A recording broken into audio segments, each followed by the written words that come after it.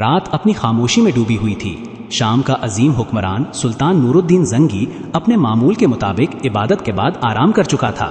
کسی کو اندازہ بھی نہ تھا کہ یہ رات اسلامی تاریخ کی مشہور ترین راتوں میں شمار کی جائے گی۔ اچانک سلطان نے خواب میں رسول اللہ صلی اللہ علیہ وسلم کو دیکھا۔ آپ صلی اللہ علیہ وسلم کے چہرہ انور پر غیر معمولی سنجیدگی تھی۔ آپ صلی اللہ علیہ وسلم نے 2 آدمیوں کی طرف اشارہ کرتے ہوئے فرمایا، مجھے ان سے بچاؤ۔ سلطان گھبرا کر بیدار ہو گیا۔ اس نے سوچا شاید یہ ایک عام خواب ہو۔ وضو کیا، 2 رکعت نفل ادا کیے اور دوبارہ آرام کرنے لگا۔ لیکن جب دوبارہ نیند آئی تو وہی خواب دوبارہ نظر آیا۔ رسول اللہ صلی اللہ علیہ وسلم پھر انہی 2 آدمیوں کی طرف اشارہ فرما رہے تھے اور وہی الفاظ دوبارہ سنائی دیے، مجھے ان سے بچاؤ۔ سلطان شدید پریشانی میں اٹھ بیٹھا۔ اب اس کے دل میں بے چینی پہلے سے کہیں زیادہ بڑھ چکی تھی۔ وہ مسلسل سوچ رہا تھا کہ آخر یہ 2 آدمی کون ہیں اور مدینہ منورہ میں ایسا کیا ہونے والا ہے جس کی طرف اشارہ کیا جا رہا ہے۔ تیسری مرتبہ جب اس نے آنکھ لگائی تو وہی خواب ایک بار پھر آیا۔ اب سلطان کو یقین ہو گیا کہ یہ کوئی معمولی معاملہ نہیں۔ اس نے فوراً اپنے قابل اعتماد وزیر جمال الدین موصلی کو بلایا اور پورا خواب سنایا۔ وزیر نے خواب سننے کے بعد عرض کیا، اگر یہ خواب 3 مرتبہ آیا ہے تو اس میں یقیناً کوئی بڑی حکمت ہے۔ آپ کو فوراً مدینہ منورہ روانہ ہونا چاہیے۔ سلطان نے کسی قسم کی تاخیر مناسب نہ سمجھی۔ چند ہی گھنٹوں میں سفر کی تیاریاں مکمل ہو گئیں۔ چند خاص محافظوں اور وزیر کے ساتھ قافلہ مدینہ منورہ کی طرف روانہ ہو گیا۔ راستے بھر سلطان کی زبان پر درود شریف جاری رہا اور اس کے دل میں صرف ایک ہی فکر تھی، آخر وہ 2 آدمی کون تھے جن کی طرف رسول اللہ صلی اللہ علیہ وسلم نے اشارہ فرمایا تھا۔ کئی دنوں کے مسلسل سفر کے بعد سلطان نور الدین زنگی مدینہ منورہ پہنچے۔ انہوں نے کسی قسم کی شاہانہ آمد کا اعلان نہیں کیا بلکہ خاموشی سے شہر میں داخل ہوئے۔ سب سے پہلے مسجد نبوی میں حاضر ہوئے، رسول اللہ صلی اللہ علیہ وسلم پر سلام پیش کیا اور نہایت عاجزی کے ساتھ اللہ سے دعا کی کہ اگر اس خواب میں کوئی حقیقت ہے تو وہ اسے ظاہر فرما دے۔ اس کے بعد سلطان نے مدینہ کے بزرگوں اور ذمہ دار افراد کو جمع کیا۔ انہوں نے اپنے خواب کا ذکر عام نہیں کیا بلکہ ایک حکمت عملی اختیار کی۔ اعلان کیا گیا کہ مدینہ کے تمام رہنے والوں میں کھانا، کپڑے اور مال تقسیم کیا جائے گا تاکہ ہر شخص سلطان کے سامنے آئے۔ لوگ ایک ایک کر کے آنے لگے۔ سلطان ہر آنے والے کے چہرے کو غور سے دیکھتے، لیکن خواب میں نظر آنے والے دونوں آدمی کہیں دکھائی نہ دیے۔ جب تقسیم مکمل ہو گئی تو سلطان نے پوچھا، کیا مدینہ میں کوئی ایسا شخص باقی تو نہیں رہ گیا جس نے یہ عطیہ وصول نہ کیا ہو؟ جواب ملا، صرف 2 آدمی رہ گئے ہیں۔ وہ مغربی علاقے سے آئے ہوئے ہیں، بہت عبادت گزار معلوم ہوتے ہیں، دن رات مسجد نبوی میں عبادت کرتے ہیں، لوگوں سے کم ملتے ہیں اور کسی سے کچھ لیتے بھی نہیں۔ یہ سنتے ہی سلطان چونک اٹھے۔ انہوں نے فوراً فرمایا، انہیں میرے پاس لایا جائے۔ کچھ دیر بعد وہ دونوں حاضر کیے گئے۔ سلطان نے جیسے ہی ان کے چہرے دیکھے تو روایت کے مطابق وہ پہچان گئے کہ یہی وہ 2 افراد ہیں جنہیں انہوں نے خواب میں دیکھا تھا۔ بظاہر ان کی حالت نہایت نیک لوگوں جیسی تھی، سادہ لباس، عبادت گزار چہرے اور نرم گفتگو۔ انہوں نے بتایا کہ وہ دور دراز علاقے سے حج اور زیارت کے لیے آئے ہیں اور باقی زندگی مدینہ منورہ میں عبادت کرنا چاہتے ہیں۔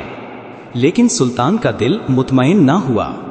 انہوں نے ان سے مزید سوالات کیے مگر دونوں ہر سوال کا نہایت سکون سے جواب دیتے رہے۔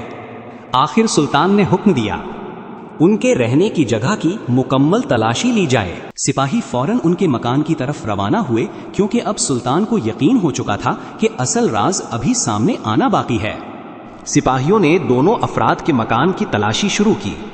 ابتدا میں ہر چیز معمول کے مطابق نظر آئی، چند برتن، کچھ کھانے پینے کا سامان، عبادت کی چیزیں اور عام سا رہن سہن۔ پہلی نظر میں ایسا محسوس ہوتا تھا جیسے یہ واقعی زاہد اور عبادت گزار مسافر ہوں۔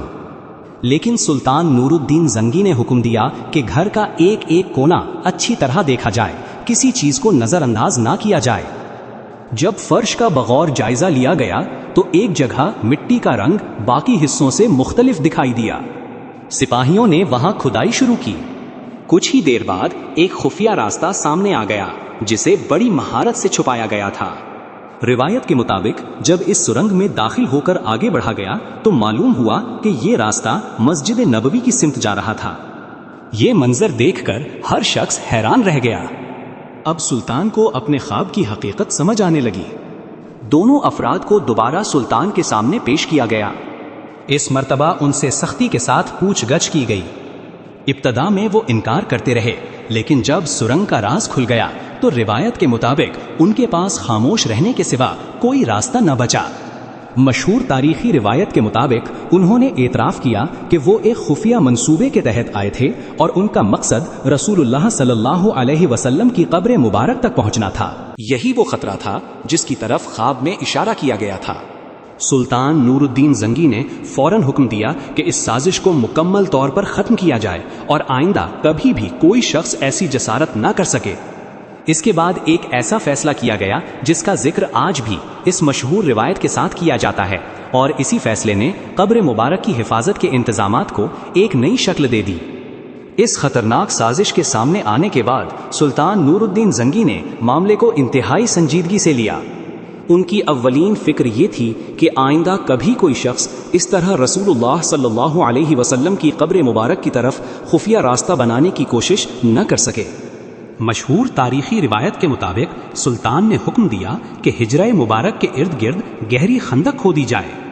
جب خندق مکمل ہو گئی تو اس میں بڑی مقدار میں پگھلا ہوا سیسا ڈلوایا گیا تاکہ زمین کے نیچے سے کسی بھی سمت سرنگ کھودنا ناممکن ہو جائے۔